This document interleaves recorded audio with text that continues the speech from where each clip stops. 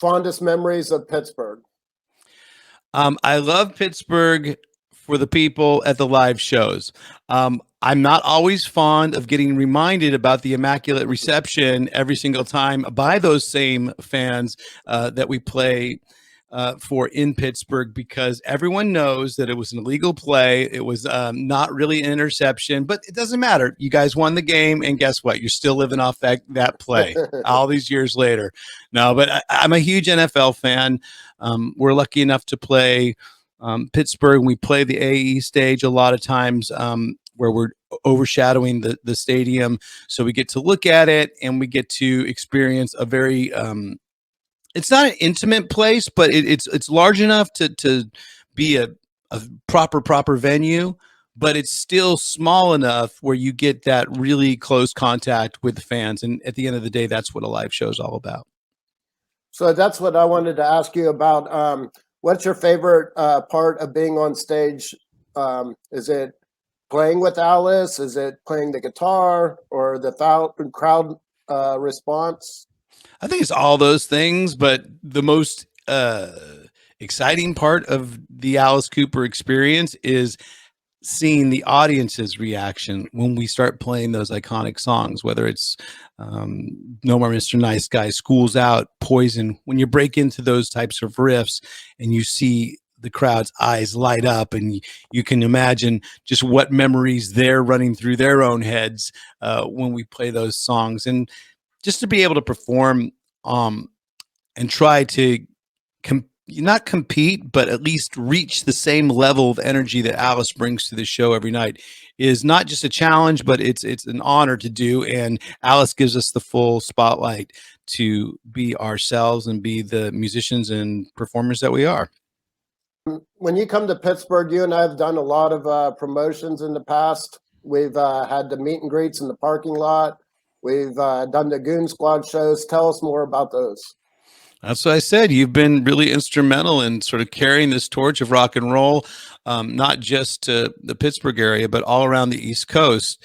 And we've worked together a lot on these things called the rock and roll parking lots.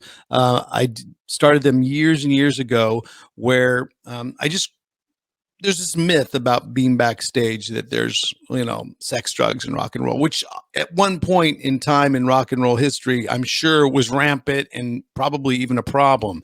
But I can assure you, at least from our perspective being in the Alice Cooper Band 2022, backstage is probably the calmest place you could ever imagine. And it's mostly, people checking their iPhones or looking for the right Wi-Fi signal, or heading to catering or something like that, trying to stay healthy, trying to stay fit. So it's not a lot of action going on back there. And more importantly is you can't gauge what the crowd is going to be like. So I said, well, why not go out, go into the jungle? Don't stay in the bunker. Don't stay in the trenches. Just go out to where the people are and see what type of vibe it is, and just go shake some hands, sign some things if they have it. And that's what we've been doing with the Rock and Roll Parking Lot. We've changed the name to the International Rock and Roll Parking Lot because now we do it all over the world. And we don't necessarily do it in a parking lot all the time. Sometimes it's somewhere in the venue that's kind of secluded. Maybe it's by the merch stand. You just have to kind of follow my social media and find out where it's going to be that night. And so far it's been really successful. And some of the most successful rock and roll parking lots we've done have been with you, because you guys are so friggin' crazy and you go like full tilt in Pittsburgh. You bring out electric chairs and guillotines and all that kind of stuff. So, we really appreciate it. I remember the first one before we had the guillotine and everything. I put a big ass umbrella in my car, and I walked around the parking lot and said, "You want to meet Alice's guitar player? Go over there by that car with the big umbrella sticking out of it." and a lot of people. Even there was a lot of people that said, no, but can I borrow your umbrella? I don't really want to meet the guitar player of Alice, but that's a nice umbrella. Let me borrow that. That was the very first one, and it was pretty successful. Like it was a good crowd. They've all been crazy in their own special ways. I remember that one with the umbrella. It wasn't out on a dirt sort of parking lot, so there was I don't remember that, okay. but yeah, it was pretty fun. Gravel. And so then, you've always been very generous of your time and come out in the parking lot and meet us and party with us and stuff. And then we've been very fortunate because you can only do them on the days off, and we've been very fortunate to have 3 Goon Squad shows. And the first one, it still pains me to say this because I love rock and roll. I've lived and breathed rock and roll all my life, and never in my lifetime would I ever thought that I had to go walk on stage in the middle of a song and tell you to stop playing because the cops were there. And Hey, and it was a proper bar, so it wasn't like, it wasn't built for sound. It wasn't built for you had all the proper licensing. We were just friggin' loud that night. I remember that. I think our backstage we had a couple pool tables as our table, as our actual dressing room tables to sit on and stuff, and it was classic, Pittsburgh dive bar. And I guess that night we were just a little too loud for the Pittsburgh Police Department. It was a Thursday night, and it was supposed to be like open mic night or something, and the police station's right next door. Well, it was definitely open mic. It was open mic, open amps, open. You guys shook the place. It was so loud, but that was fun. Yep, Ryan Roxie. You've been with Alice since 1996. Okay, yep. If you do the math, because you took a little break at one point, but if you do the math, I'm pretty confident to say that you've been with Alice longer than any other band member, including probably the original band. How does that make you feel? It makes me feel great. It's quite an accomplishment to know that I've played Schools Out, more times than the guys that actually wrote it on stage. Although I have been really lucky enough to be in that original band lineup as well.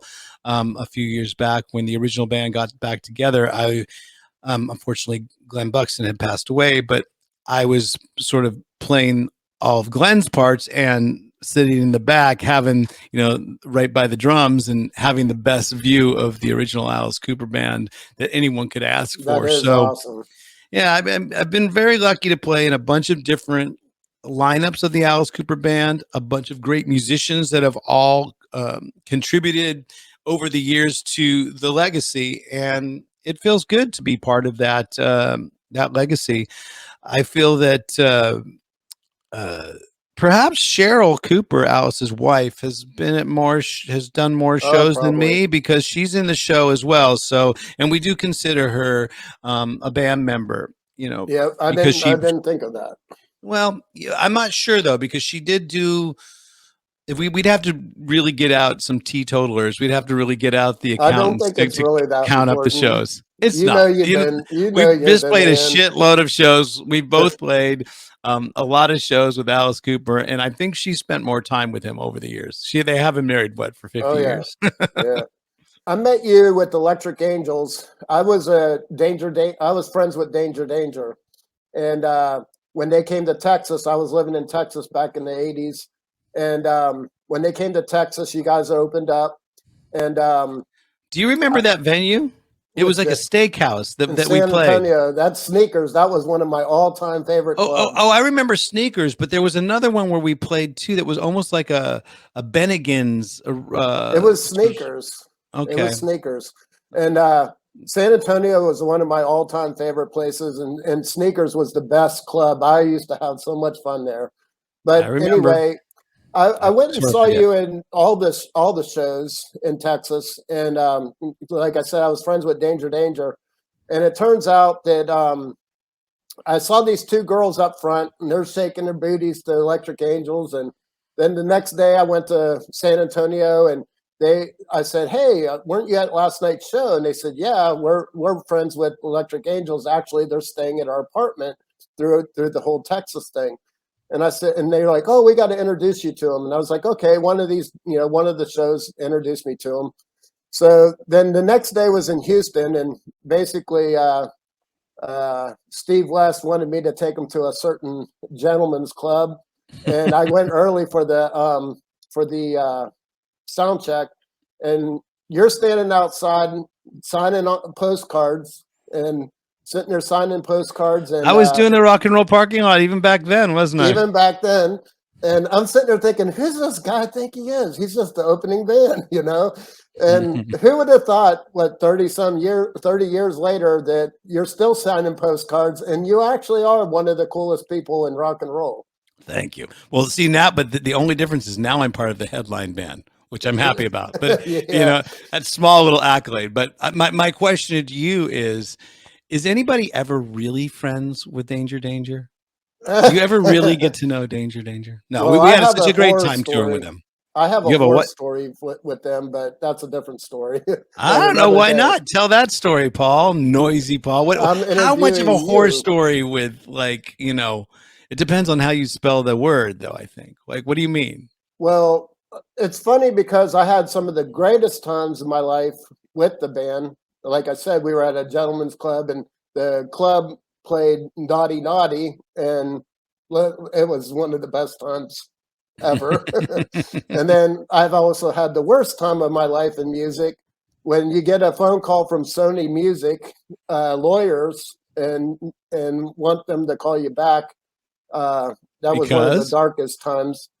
Because what? I don't Something that really want to Danger. get into it. Oh, come on. You can't just like sort of Go on open my that little Facebook. can Go of on my worms. during the COVID. I did a music. I did music stories, and I told the story on my Facebook page. So go to my Facebook page and look it up. Oh my God, what a cliffhanger. You're not going to open this can of worms from No, Sony Music. let's Are just you on a say gag order? Did you sign an NDA? let's just say if I see Ted Pauly, I'm not going to be real happy with him. Whoa. It's a little Um, beef with Ted Poley. little beef is. So I'm going to move on. See, I love this. I know you thought Go to you'd my put me on the Facebook page. spot. Now it becomes about you. It's not about me, Ryan Roxie. It's Well, about let's you, just say, Noisy Paul. I would do anything to help my favorite bands. I would do anything. And Ted had contacted me about selling some videos of rare videos that nobody else had. And he said, sell them. And then I donated all my profits. And I've done that with you. Oh yeah. I said, I'll donate everything. So I Back wrote to the you. checks. Yeah. He just basically had me be the middleman. When I got them, I cashed the checks, and then I sent him a check. I saved all the copies, thank God. And basically, then there was a lawsuit between him and the band, and basically, Don't you ever watch Cops? Don't you ever watch that show Cops? oh yeah, we Who watched gets it. screwed every single time? It's the middleman. Right. All right, it's the middleman. You don't want to be the middleman in that. So Wow. anyway, never when I went on tour with Kiss, and I ran into Steve and Bruno, and they really felt horrible that they had to involve me, but it basically shut the the lawsuit down. I sort of You helped became their them, star witness? so to speak. Wow. Okay. So you got a little bit more. Let's move on, Roxie. Glory. All right. Charities. You've been involved in. I've really respected you over the years for your marketing and your marketing your brand and everything. And you've always done a lot with charities. I've wrote some of them down. However, I'm very especially now with the COVID. There's a foundation called Sims Foundation. And basically, Sims Ellison was in a band called Pariah, who was on Geffen Records. And they were one of the first bands I ever worked for in Texas. They were a Texas band. And I loved that band. They were so awesome in concert. And Geffen was going to make them the next Guns N' Roses. And basically, things didn't work out. They put out the first album, and then things didn't work out. And Sims passed away, let's just say, and with mental health problems. And the manager for Pariah built this foundation.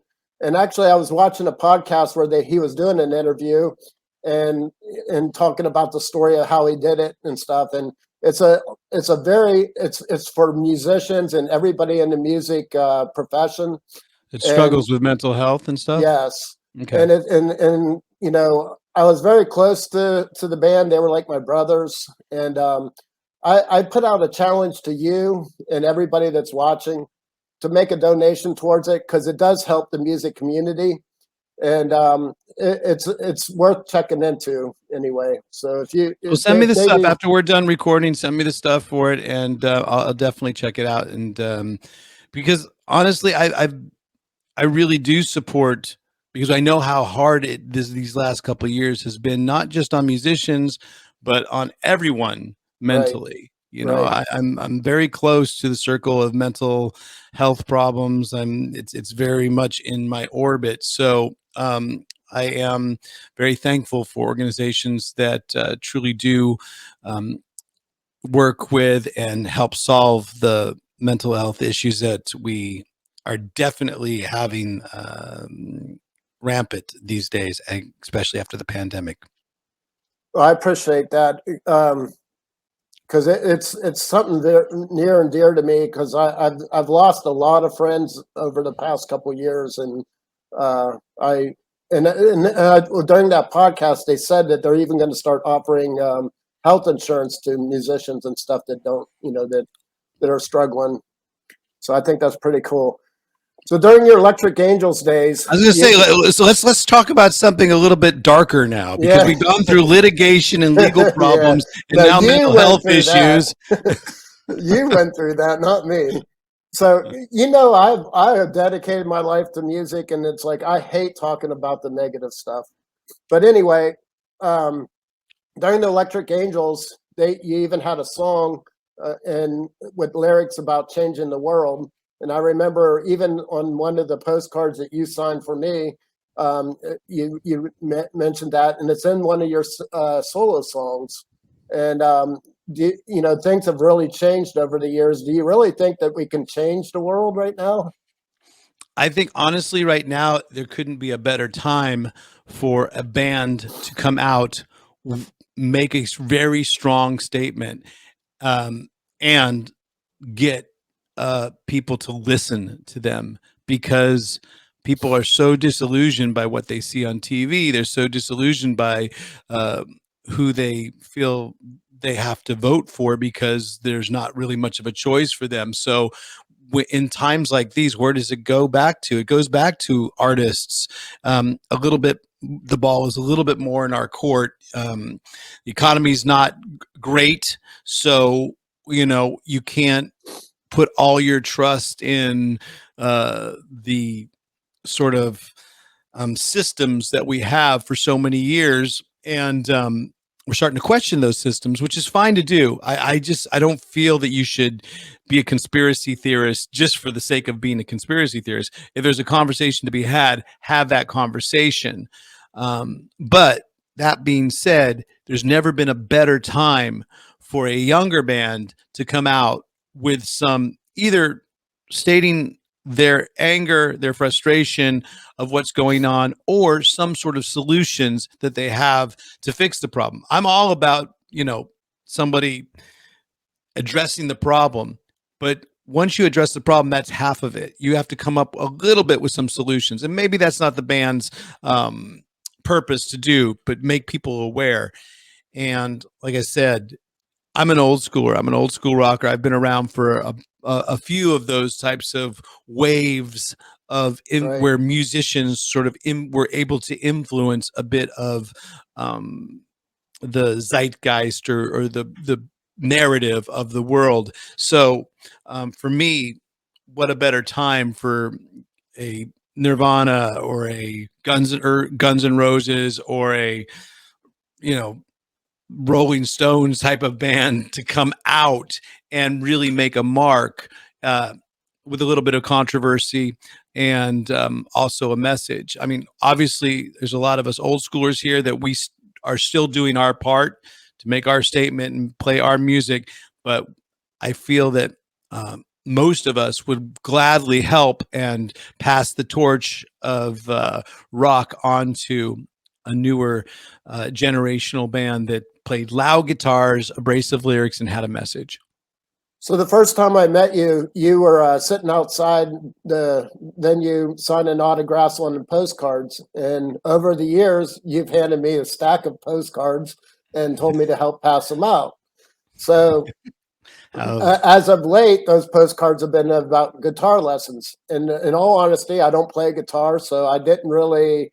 I wasn't really. I always passed them out, but like I never really, and I collected them all.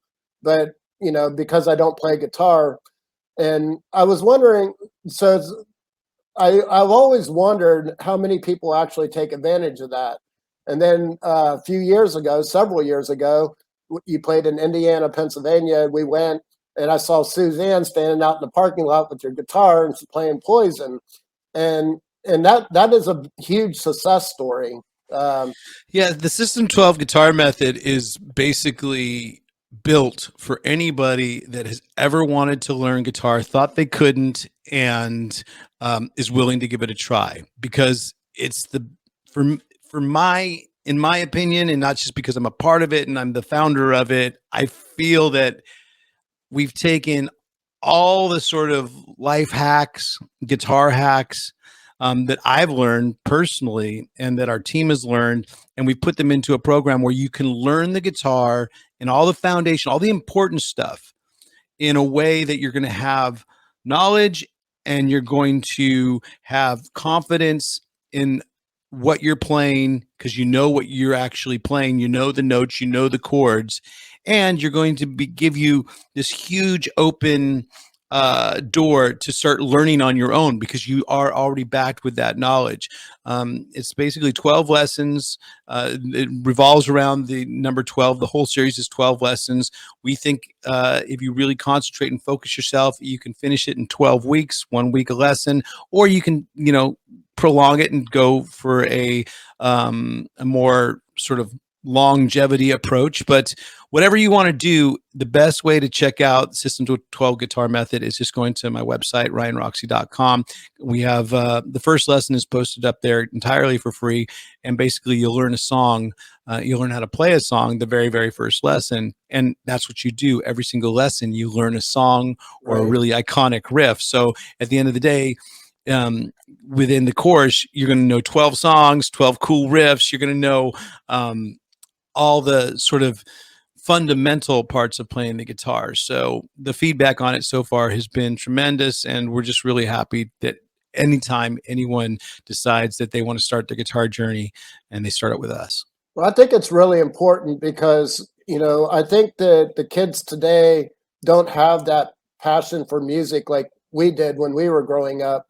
And my wife's in the school system, and the kids today want to be YouTubers.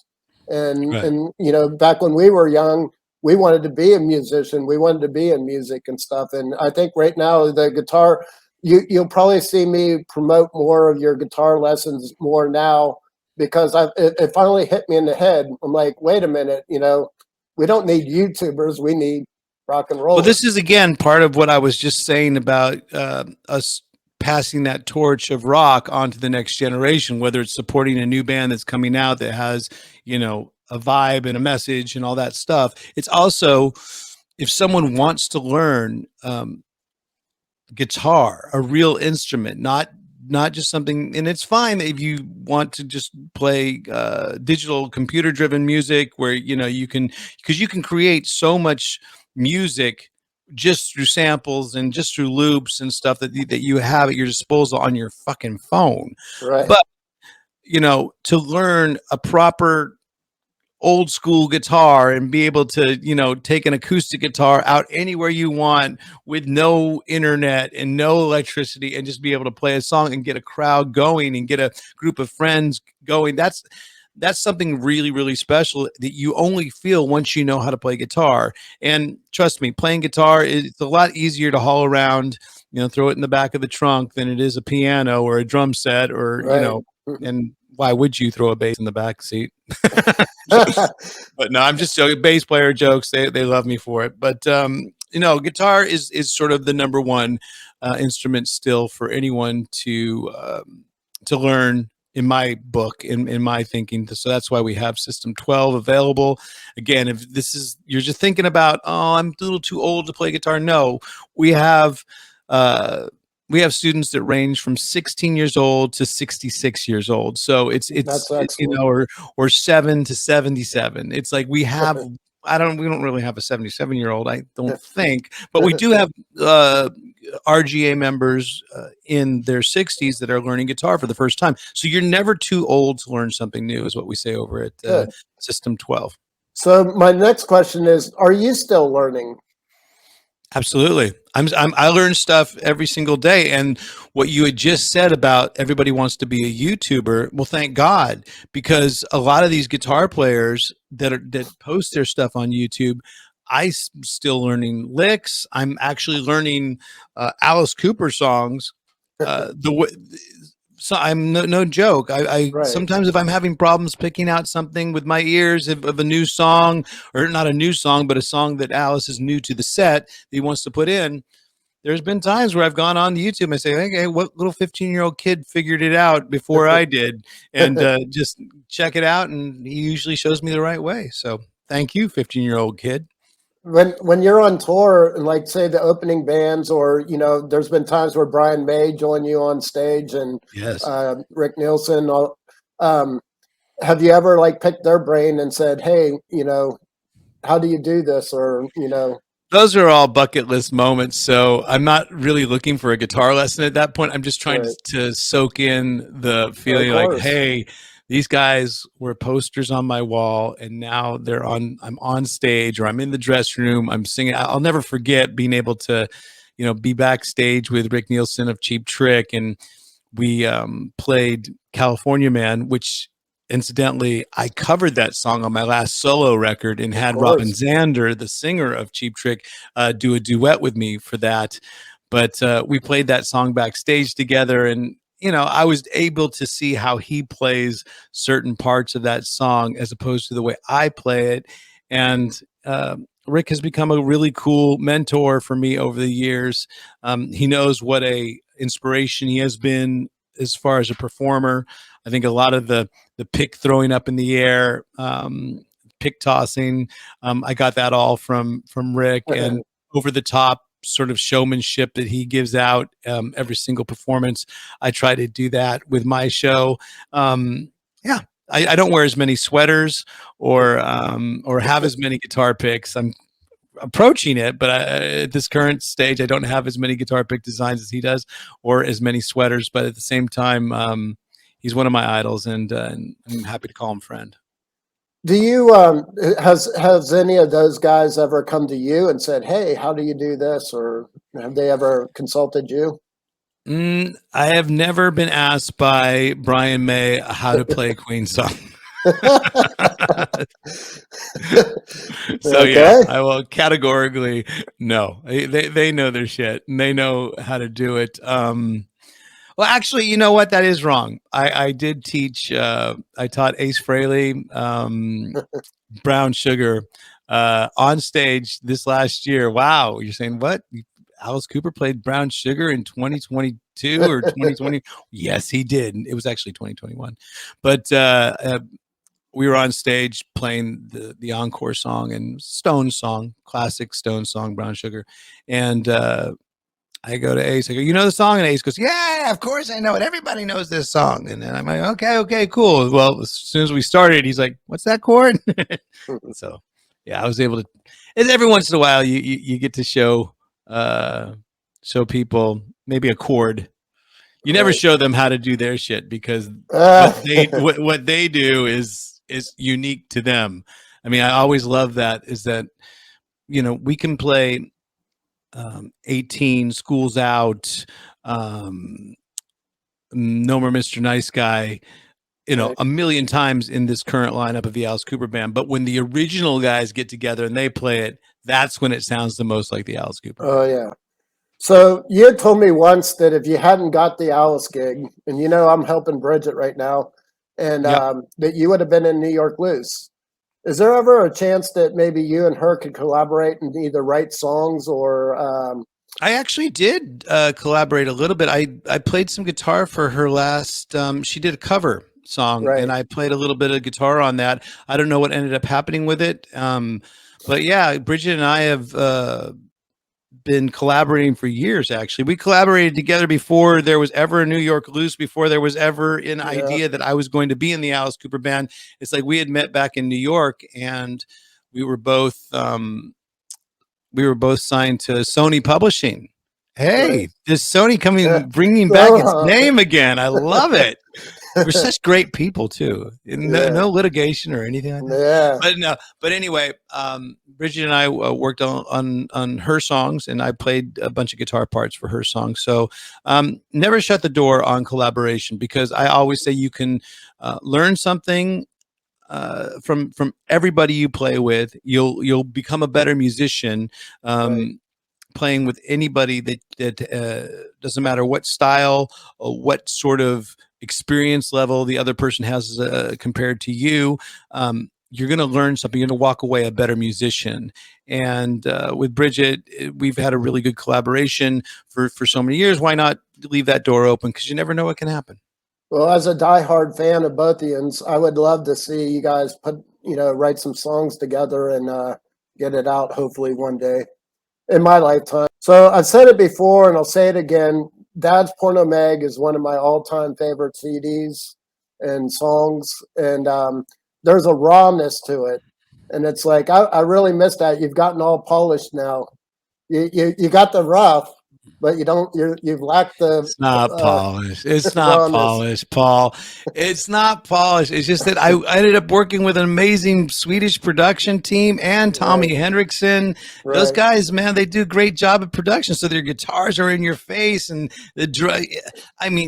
granted, I do think that the DPM record, Dad's Porno Mag, had a definite vibe. It had a cool, heavy pop punk vibe, and I got to give hats off to Jim Mitchell, and Mark Schulman helped out with the production as well. But Jim Mitchell mixed it, and he just did such a great job. He came from rock and roll roots. He had engineered, Guns N' Roses' Appetite for Destruction, so he knew how to get really good punky sounds. And then hats off go to the band too. I mean, Mike Fasano, Will Efforts, they were bringing it as far as musicians. So, I mean, I was 1/3 of that soundscape.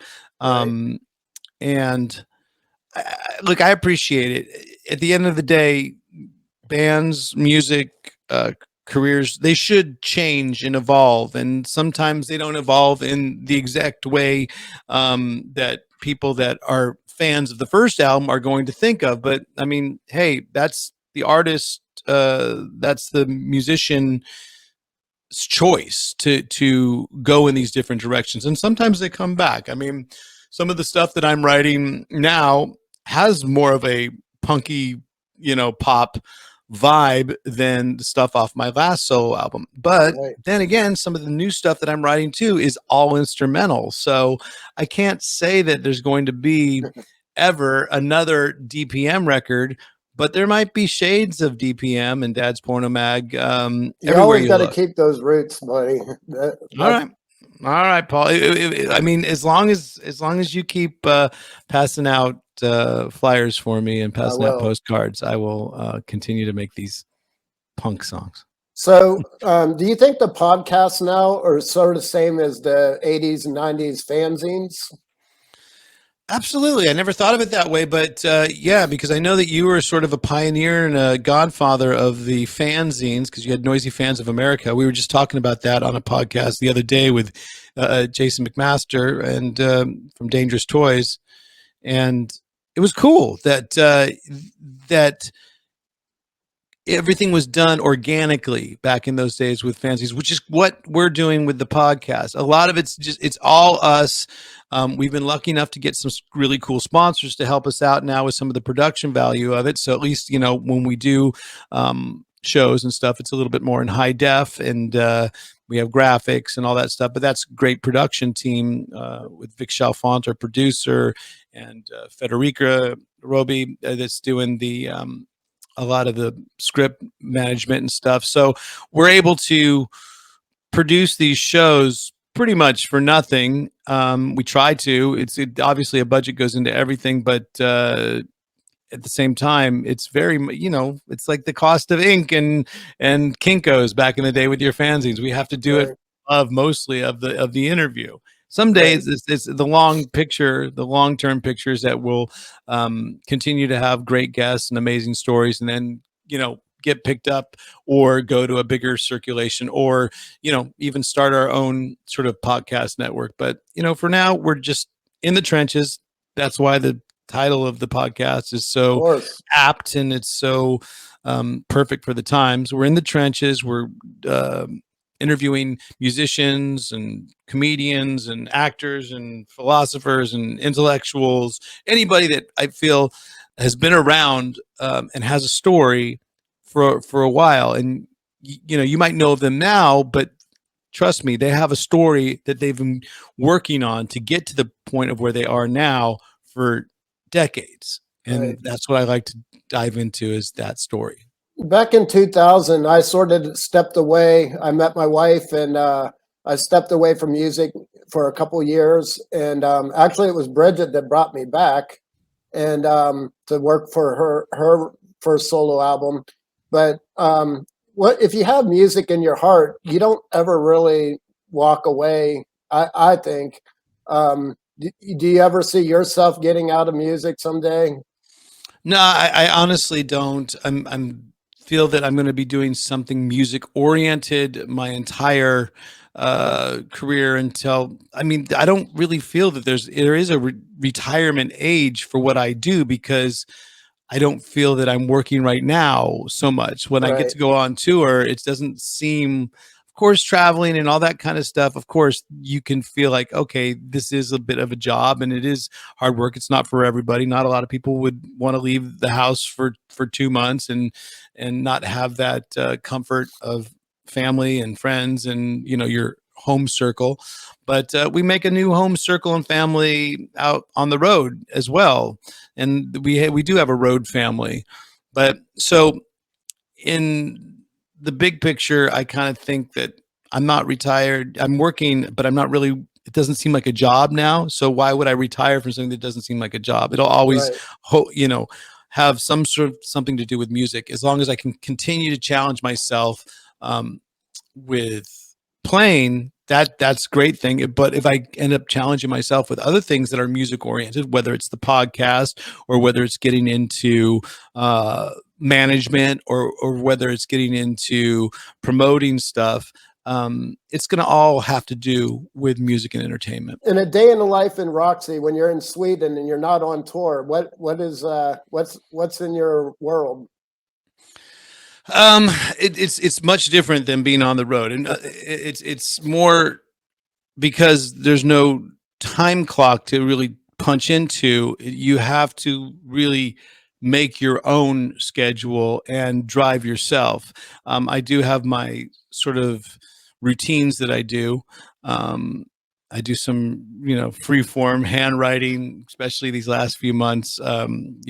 Doing this thing called the Artist's Way, which is very, very cool. If anyone hasn't heard of it, you can check it out. It's like for people that feel they might have some creative blocks, and that's the way I did feel for the last couple of years over the pandemic. Maybe Right. not as creative as you want to be musically. So I found this book by Julie Cameron called The Artist's Way. A lot of people know about it, and I've been doing that. One of the requirements is, or one of the sort of tasks is, writing 3 pages of free form every single day, which is kind of a cool way to wake up, because you've already accomplished something, which I've already Right. done my 3 pages today. Working out, I feel that you have to work out. You have to treat your body in a certain way. You have to definitely treat it differently than when you did when you're in your 20s. In your 20s, Right. you could, and I mistreated my body definitely when I was in my 20s and 30s, but I'm I've still always, mistreating mine. well, I've tried to really rely on working out as a way to sort of supplement diet, working out, that kind of stuff. Have a healthy diet. Try, don't overindulge, balance it. But then it's try, hopefully, if the creativity bug gets me when I'm not on the road, do some recording work. And I've been doing a lot of that lately. And of course, staying up on my social media stuff, sort of carving out the path of setting goals of where we want to go with the podcast, working on the scripts, working on getting more interesting guests. We've had a lot of, like I said before, we had a ton of great guests so far, but keep that revolving door of really cool in the trenches podcast guests coming in. That takes work. Talking communication with the team, dealing with, 2 kids that I have here, and when they give me the time, being there for them when the time is there for them that I'm offered, to hang with them. Keeping my personal relationship with my wife, in check, and everything cool with that, and making sure being present, being mindful, all that kind of stuff that you kind of probably get sick of reading on refrigerator magnets, but they are important. I very much respect you because you have dedicated you've made yourself accessible to anybody that would confront you. And I for one am very, very grateful for all your time and the stuff over the years. You've been a very good dude, and I appreciate that. But the funny thing is a lot of people know you as Alice Cooper, and I've known you a lot longer. And I don't think there's anybody that loves your music better than I do. And Two Sides of Every Story is one of my favorites as well. And I think that over time, I think that album will stand the test of time, only because I think a lot of us have lived some of those stories. And basically, I do think that it wasn't a true story. I mean, basically. Well, the Two Sides to Every Story is basically where I was at that point of my life. It was transitioning from being married to not being married, and a lot of things that went through that time of my life, anger, bitterness, but also rebirth in some ways. And okay, what am I going to do now? Starting over. I wasn't touring with Alice Cooper during that time. There was a hiatus where I didn't tour for 6 years. I was not on the road. I tried to spend those years watching the kids grow up at a very, they were very young at that time, but I wanted to be around for those years. It's a cool album to listen to now for me, because a lot of those feelings, emotions come up, and it's not all negative. There's some positive, there's hopefulness. And isn't that what music is? If people can identify with a few of those emotions, that's important. But like I said, you've always been there since before Alice Cooper. You actually said that you've known me since before then. And there's a lot of you out there that have been along for the ride for many, many years. Whether it was you met me early on in my Alice Cooper career, or you just met me in the last few years, and you've been a huge part of the Roxie Guitar Army. I appreciate it all, because the support that we have, it is, another type of family that I talk about. You keep your personal family, your kids, your wife, you keep that in check. But then you have other things to keep in check. Your touring family. You have to have a good relationship with your touring family as well, and with your overall family, which is the people that come and support you and allow you to still be a touring musician well into your 50s. So I'm very lucky for that. There's not a day that goes by where I don't realize that, hey, I'm now in this sort of group of, people that are very fortunate to be able to do what we do at this stage in our life. So, and that's most, I'd say it's a combination of some dedication, hard work, desire, dedication, discipline, the 3 Ds, and then of course the 3 Ps that I talk about: practice, persistence, and patience. Sure. Those are important parts of it, but the main reason is people like you, that have been supporting me along. So thanks, man. When you're writing your songs, which song if there is any songs, which ones were like when you were writing them and you recorded them and you're like going, wow, that is a great song. I think, you know, So I can because give you we a list of them if a you lot of want. musicians have that, yeah, but we all have that ego. So I think a lot of us think that every song that we write is that one, you know, and that's why we call them our babies. That's why we put 12 songs on an album, because we think every single one of them deserves a shot. That's what I did with Imagine Your Reality. That's why I released it over a course of almost 2 years, because I Right. gave time for each song to be heard, and we made a video for each and every song on the album, because I believe so much in each and every song. You can go check out all those videos and stuff at my YouTube channel, which is Ryan Roxie Official. But it was a different way of promoting that album, because yes, we had the vinyl available when it first came out, if you wanted the experience of sitting down with vinyl. But then I felt that every song was important enough to have its own little spotlight. So, are there certain songs that popped up? Sometimes, yes, there are a couple songs that kind of like when I Like Beat 'em? Beat 'em is a good riff. I do like that riff. It was the actual riff was written around the time I was jamming with Slash and Slash's Right. Snake Pit, so it has a little bit of that Slash vibe.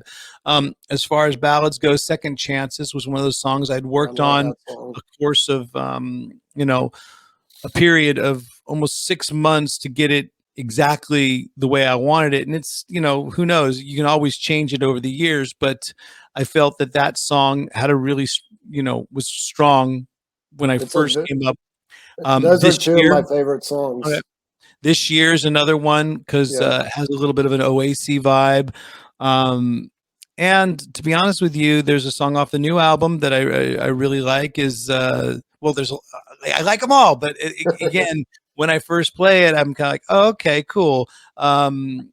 The song for Over and Done, it has a different vibe. It's more of a shuffly Yeah. vibe that I haven't explored a lot in a lot of my songs. That So, is a killer song. well, thank you very So much. a long time ago, back in the '90s, I booked Michael Bruce for a couple shows. He Oh, actually played in. He actually played in a. And you've been to Record Connection in Niles. You yep. did the meet and greets at the Record Connection. It was in that plaza. There was a club there, and I had Michael Bruce come in, and we did a couple shows. And he called me one day and he says, "Hey, can you get a CO2 bottle?" And I was like, "Okay, why?" And he goes, "Oh, back in the '60s, we used to break down feathers and blow up the whole venue." He said, "You want to do that?" I said, "Yeah." So I talked to the club owner and he was all for it. And even to this day, there's still feathers flying down. But That was an it, Alice Cooper trick. That's it funny. was absolutely epic. And you and I have had a conversation before of what I think is epic and what somebody else would think of that epic. In Ryan Roxie's world, what do you think it would be an epic experience? Um, an epic experience. Wow.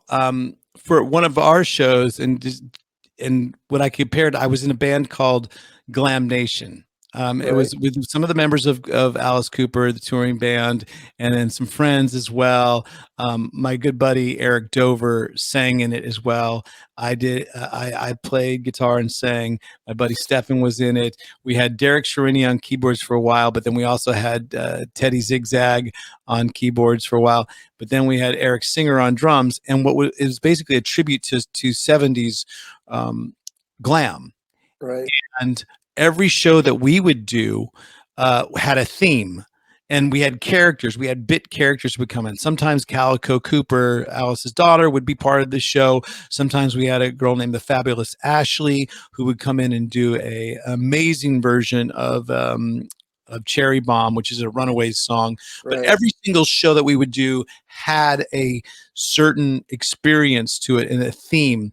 And the ultimate one, and this goes a little bit along the lines of your CO2 and feathers, because we had done that trick as well before. But this one, we had the story was that we went on a sabbatical to Bolivia, and we had adopted a love child, and our love child also became our cocaine dealer, Oh and no. we smuggled back. And we had this guy that played the part of the South American love child, the Bolivian love child, and his name was Bobo, and he was this really cool dude. He like huge afro, and he was willing to do anything Right. for the show. Well, he comes on stage in diapers, and there were these big plastic Ziploc bags that we had filled with flour to sort of simulate, we Right. had smuggled the love child baby had smuggled cocaine for Right. us on our sabbatical, and now we were back in Los Angeles playing a show. Well, um, he starts flinging around these bags and in diapers, Right. and he starts flinging around these bags of Ziploc flour, and they break on stage and they go everywhere. Like flour now is everywhere, and it's going all into the monitors. It's going all over the stage. It took him again, like probably to this day, there's probably still, bits of flour in the equipment and stuff like that. But the club was totally happy because it was the show, and Right. the look on people's faces when they saw the show. I really wish we would have had back in those days cell phones and stuff, because Right. um, it should have been documented. It Right. really should have been. But you know what? It lives on in my memory as one of the most insane live moments of my career. That's awesome. And do you have any final thoughts?